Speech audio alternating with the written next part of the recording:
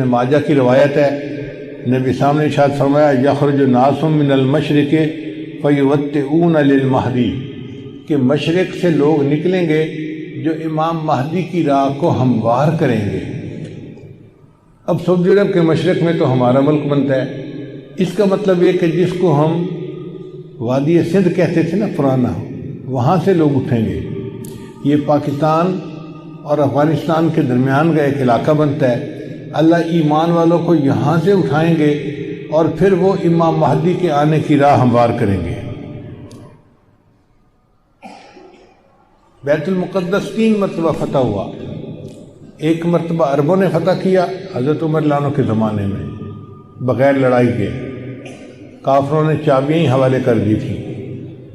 دوسری فتح پھر کردستان کا ایک نوجوان تھا جس کا نام تھا صلاح الدین ایوبی، اس نے صلیبی جنگیں لڑی اور کافروں سے بیت المقدس کو فتح کروا لیا۔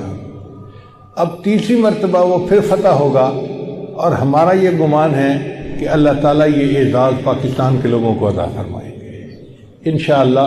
اس ملک کو اللہ نے بنوایا ہی اسی لیے ہے کہ اس ملک سے اللہ تعالیٰ نے ایسی فوج اٹھانی ہے، ایسے لوگ اٹھانے ہیں کہ جو دین کے لیے اٹھیں گے اور امام مہدی کی راہ کو ہموار کر دیں گے، ان کے لشکر کے فوجی بنیں گے۔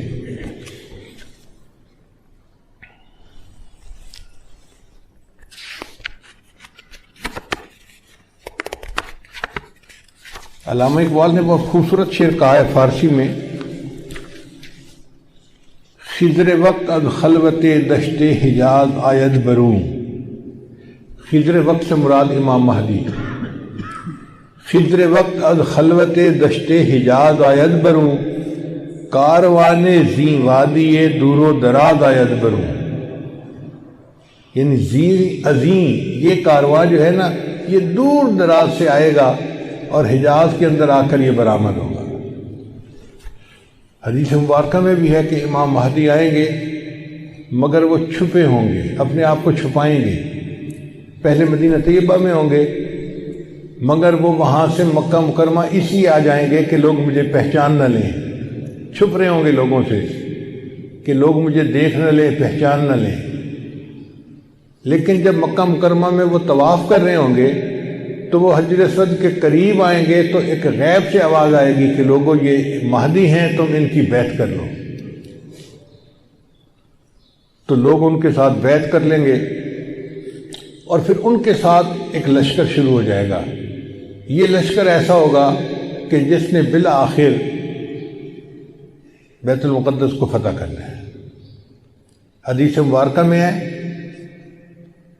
کہ کالے جھنڈے یہ لے کر لوگ اٹھیں گے اور وہ اس کو جا کر بیت المقدس کے اندر گاڑیں گے، یعنی امام مہدی کے ہاتھ پہ اللہ تعالیٰ بیت المقدس کو فتح کروائیں گے۔ پھر امام مہدی موجود ہوں گے تو ان کی موجودگی میں حضرت عیسیٰ علیہ السلام بھی آئیں گے۔ دمشق کی ایک مسجد ہے، اس مسجد میں وہ نماز کے لیے کھڑے ہوں گے، تکبیر کہی جائے گی تو اتنے میں حضرت عیسیٰ علیہ السلام اس مسجد کے مینارے کے اوپر اتریں گے آسمان سے۔ تو امام مہدی ان کو کہیں گے جی کہ آپ نماز پڑھائیں، اور وہ امام مہدی کو کہیں جی کہ آپ نماز پڑھائیں۔ چنانچہ حضرت عیسیٰ علیہ السلام کے حکم پر امام مہدی نماز پڑھائیں گے۔ یہ اعزاز ملے گا ان کو کہ حضرت عیسیٰ علیہ السلام ان کے پیچھے نماز ادا کریں گے۔ اب حضرت عیسیٰ علیہ السلام نبی علیہ السلام کی شریعت کے مطابق یہاں پر زندگی گزاریں گے۔ یہ ان کے لیے بھی اعزاز کہ انہوں نے دعا مانگی تھی کہ اللہ مجھے اپنے محبوب کی امت میں ہونے کا شرف عطا فرما، تو اللہ نے ان کو آسمانوں پہ بلا لیا اور پھر اللہ ان کو دوبارہ بھیجیں گے تاکہ وہ اس شرف کو حاصل کر سکیں۔ پھر حضرت عیسیٰ علیہ السلام بیت المقدس آئیں گے۔ اتنے میں دجال بھی آ جائے گا۔ اب دجال جو ہے وہ پوری دنیا کے اندر کفر کو پھیلائے گا۔ اس کے پاس ٹیکنالوجی ایسی ہوگی کہ بارش برسے گی، کھیتیاں زیادہ ہو جائیں گی، پھل زیادہ ہو جائیں گے، اور لوگ اس کے پیچھے لگ جائیں گے مادی وسائل کی وجہ سے۔ بلکہ حدیث پاک میں آتا ہے کہ اس کی پیروی کرنے والی عورتیں زیادہ ہوں گی، کیونکہ عورتوں میں مادیت پرستی زیادہ ہوتی ہے، چمک دمک ان کو زیادہ کھینچتی ہے، تو یہ دجال کے فتنے میں زیادہ گرفتار ہوں گی۔ پھر حضرت عیسیٰ علیہ السلام کو جب پتہ چلے گا تو وہ دجال کی پیچھا کریں گے کہ اس کو قتل کریں۔ اب دجال وہاں سے بھاگے گا، تو بھاگ کے کہاں جائے گا؟ وہ اسرائیل جائے گا، اور وہاں پر ایک جگہ ہے، اس کا نام ہے باب لد۔ اس وقت بھی اسرائیل میں ایک ایئرپورٹ ہے، اس کا نام ہے لد ایئرپورٹ، شہر کا نام بھی لد ہے، اور اسرائیل والوں نے وہاں پر ایک دروازہ بنایا ہے، اس کے اوپر انہوں نے باقاعدہ لکھا ہے باب لد۔ 1400 سال پہلے نبی علیہ السلام نے فرما دیا کہ اس جگہ پر دجال پہنچے گا تو عیسیٰ علیہ السلام وہاں پر اس کو قتل کر دیں گے۔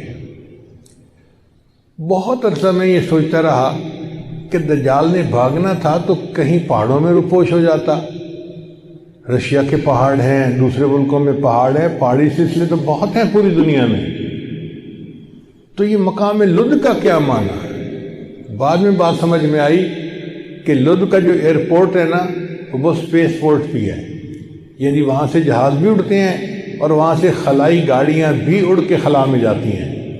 اس کا مطلب یہ کہ دجال یہ چاہے گا کہ میں لد پہنچوں اور وہاں سے اسپیس شپ میں بیٹھ کے میں خلا میں چلا جاؤں، کیونکہ دنیا میں تو مجھے یہ نہیں چھوڑیں گے، تو میں یہاں دنیا سے چلا ہی جاؤں۔ تو اس کی کوشش یہ ہوگی کہ میں یہاں سے خلا میں چلا جاؤں، مگر اللہ تعالیٰ فضل فرمائیں گے اور عیسیٰ علیہ السلام اس کو اپنی فلائٹ لینے سے پہلے لد کے مقام پہ قتل کر دیں گے۔ پھر اس کے بعد عیسیٰ علیہ السلام بیت المقدس کے تخت پر بیٹھ کر پوری دنیا کے فیصلے کریں گے، پوری دنیا کی حکومت عیسیٰ علیہ السلام کے ہاتھ میں ہوگی۔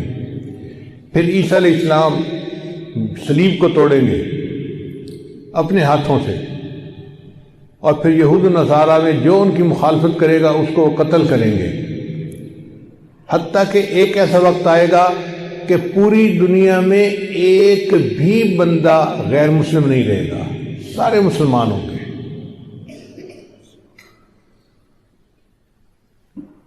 اس وقت اتنی برکتیں ہوں گی، حدیث پاک میں آتا ہے کہ ایک گائے کا دودھ پورے خاندان کے لیے کافی ہو جائے گا۔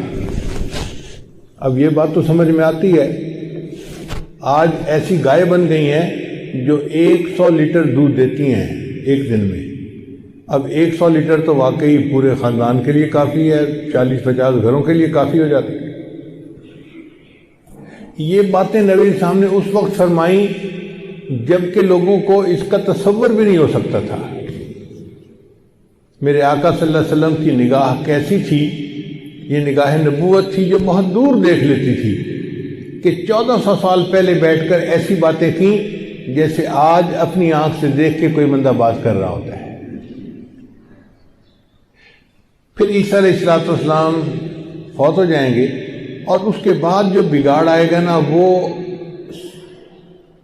پرماننٹ بگاڑ ہوگا، اور اس کے بعد پھر قیامت قائم ہوگی علی شرار الناس، ان لوگوں پر جو سب سے زیادہ شریر لوگ ہوں گے۔ تو ایسے لگتا ہے حالات سے کہ قیامت کے بڑی بڑی نشانیاں پوری ہو گئیں، اب امام مہدی کے آنے کا وقت بہت قریب ہے۔ یہ جو حالات میں اتنی بڑی تبدیلی نظر آ رہی ہے نا،